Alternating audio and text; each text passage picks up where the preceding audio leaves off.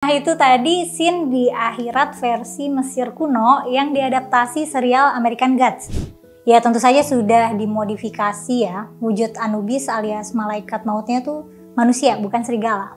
Nah di cuplikan tadi kita lihat ada timbangan jantung, terus ada pintu. Nah itu tuh beberapa elemen bagian dari perjalanan di akhirat versi Mesir kuno. Kepercayaan tentang kehidupan setelah mati itu sudah ada sejak zaman prasejarah. Manusia itu cenderung berpikir bahwa kematian bukan akhir dari segalanya dan mikirnya tuh setelah mati itu ada kehidupan lagi gitu. Tapi tahu nggak, pola kepercayaan ini sangat bergantung pada budaya dan ekologi setempat.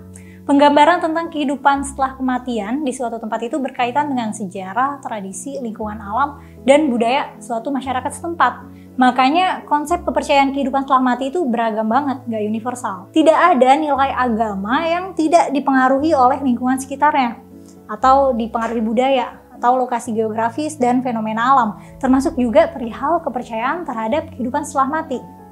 Nah, kenapa tadi aku ambil sampel akhiratnya Mesir kuno? Karena peradaban Mesir kuno itu termasuk peradaban pertama setelah Mesopotamia di masa awal-awal civilization manusia, di mana manusia mulai menetap dan berbudaya. Budaya Mesir kuno itu sangat jauh dari kita sekarang ya, sekitar 5.000 tahun yang lalu.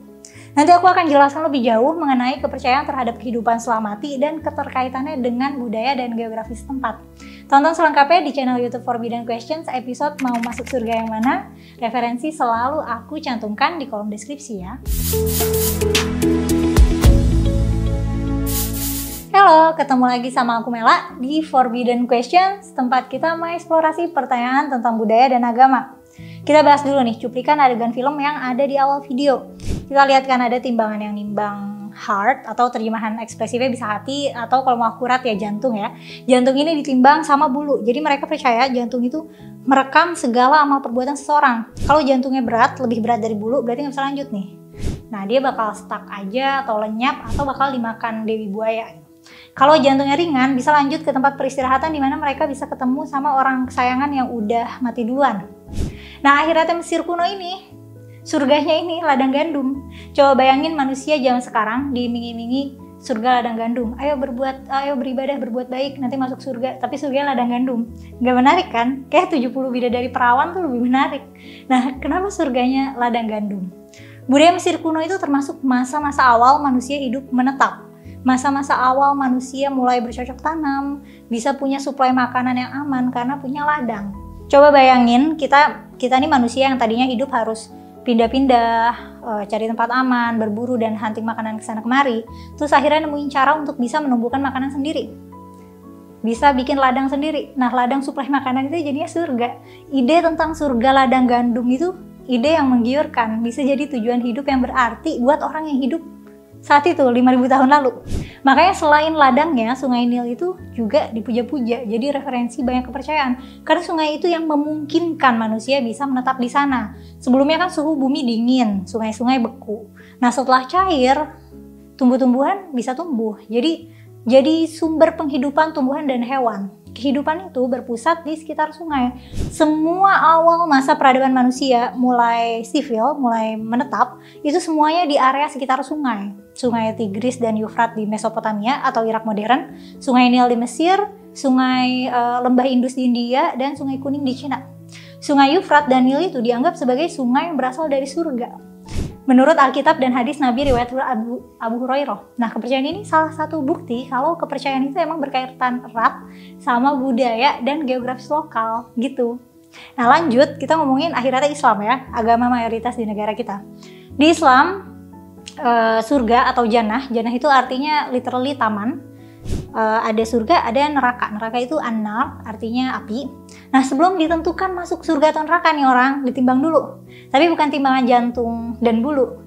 Timbang amal baik dan amal buruk gitu. Mana yang lebih berat? Kalau lebih berat baik masuk surga, kalau lebih berat yang buruk masuk neraka. Atau masuk neraka sampai dibakar sampai setimpal sama amal buruknya terus boleh masuk surga. Tapi ya itu cuma berlaku untuk yang beriman, kalau kafir atau neraka. Nah konsep timbangan ini mirip sama Mesir kuno tadi. Nah, sementara itu konsep di mana orang berdosa ditaruh di neraka sampai siksaannya itu setimpal sama dosanya, itu mirip kayak konsep purgatorium atau api penyucian di Katolik. Jadi semua orang bisa masuk surga, tapi yang berdosa harus disuciin dulu nih pakai api. Nah, secara kronologis Kristen tuh emang lebih dulu. Usia Kristen sebagai agama itu udah 2000 tahun, Islam baru 1400 tahun. Perlu kita ketahui kalau Yahudi, Kristen, dan Islam itu emang linear. Kita banyak berbagi budaya sosial maupun spiritual dan geografis juga. Jadi wajar kalau banyak kemiripan. Lanjut ngomongin akhirat, sebelum masuk surga, orang akan perlu ngelewatin Sirotol Mustaqim. Artinya secara bahasa jembatan yang lurus. Nah, jembatannya ini tipis banget, lebih tipis dari rambut dan setajam pedang. Yang mana kalau kita gagal jalan di atas jembatan itu terus jatuh, nah di bawah itu neraka. Menariknya, konsep Sirotol Mustaqim ini ada juga nih di agama Zoroaster atau Majusi. Di akhirat versi Majusi juga ada jembatan menuju surga, tipis juga dan tajam juga kayak pedang. Nah, berhasil enggaknya juga tergantung amal. Dan kalau gagal terus jatuh ya masuk neraka. Mirip banget kayak konsep Sirotol Mustaqim di akhirat versi Islam. Zoroaster atau Majusi itu termasuk agama kuno. Secara kronologis, Zoroaster sudah ada sekitar 3000 tahun sebelum Islam. Waktu Nabi hidup, pemeluk Majusi itu masih ada. Ya cuman minoritas, sekarang juga masih ada sih. Ya pemeluknya juga nggak banyak sampai sekarang. Kepercayaan yang beririsan antara Islam dan Majusi itu mungkin banget terjadi karena secara geografis persebaran dua agama ini beririsan. Jadi asimilasi budaya dan kepercayaan itu mungkin banget kejadian. Lanjut lagi, di surga dan neraka itu ada pintu. Nah, di akhirat Mesir kuno juga ada pintu. Jadi manusia percaya ada pintu menuju alam baka. Itu di akhirat ada pintu-pintu tuh emang ternyata udah lama banget kepercayaan itu. Sekarang kita bahas penggambaran surga versi Islam ya. Kalau kamu udah nonton episode Isra Miraj, di situ ada tuh perjalanan Nabi ke surga dan ada penggambaran tentang surga, tapi aku akan jelasin lagi di sini. Pokoknya surga dalam Islam tuh gini, punya 8 pintu. Masing-masing pintu ada namanya, cuma bisa diakses oleh orang yang memiliki amalan tertentu. Misalnya ada pintu Arayan buat orang-orang puasa. Nah, terus surga juga bentuknya itu kayak taman-taman indah, banyak buah-buahannya. Nah, dalam suatu hadis Rasulullah bersabda bahwa di surga itu ada pohon yang lebat disebut Sidratul Muntaha itu yang ada di langit ketujuh itu pas lagi Isra Miraj. Nah, di sana itu buah-buahannya ada buah anggur yang besar-besar dan daun-daunnya tuh sebesar telinga gajah. Nah, di surga juga banyak rumah-rumah yang megah dan indah. Dalam beberapa hadis disebutkan setiap orang di surga akan memiliki rumah yang dibangun dari mutiara, emas, perak, dan permata-permata. Nah, rumah tersebut akan terletak di taman-taman itu. Nah, terus di surga juga ada sungai-sungai yang mengalir, airnya jernih. Terus ada juga sungai susu, ada sungai madu. Oke, yang mau aku sorot ini tentu saja nuansanya ya. Kenapa nih harus taman buah gitu? Kenapa harus ada sungai madu dan susu, terus banyak makanan? Nah, karena itu tuh ide surga yang menarik, yang menggiurkan. Kalau kita lihat dari perspektif orang yang tinggal di 1400-an tahun yang lalu, di tempat yang kering, di mana lahan hijau itu terbatas, sumber air itu terbatas, penggambaran surga versi Islam, kayak taman yang indah, banyak sungai dan buah-buahan, ya itu menarik banget, menggiurkan banget. Mengenai penggambaran kemewahan pakai batu mulia kayak mutiara, emas, perak di akhirat, itu kan representasi simbol kemewahan pada saat itu ya. Nah, emangnya orang zaman sekarang masih mengimpikan punya rumah emas gitu, perabotan makan yang terbuat dari emas? Orang zaman modern sudah menginterpretasikan kemewahan dengan cara yang berbeda gitu. Kayak mobil mewah, pesawat, gedung tinggi, aset-aset nggak kelihatan kayak saham juga misalnya. Bukan lagi urusan emas dan perak, kebun dan tanah. Oh, dan sutra juga ya. Sutra kan disebut sebagai pakaian penghuni surga. Nah, orang sekarang kan biasa aja soal sutra. Sutra bukan lagi komoditas yang kayak mewah-wah banget gitu. Malah lebih yang mewah tuh sesuatu yang ada brandnya gitu. Kalau orang kaya di Jakarta misalnya, diiming-imingin masuk surga, soalnya di surga itu banyak buah-buahan, ada sungai madu, sungai susu, rumah emas, pakaian sutra, dapat tunggangan hewan kurban.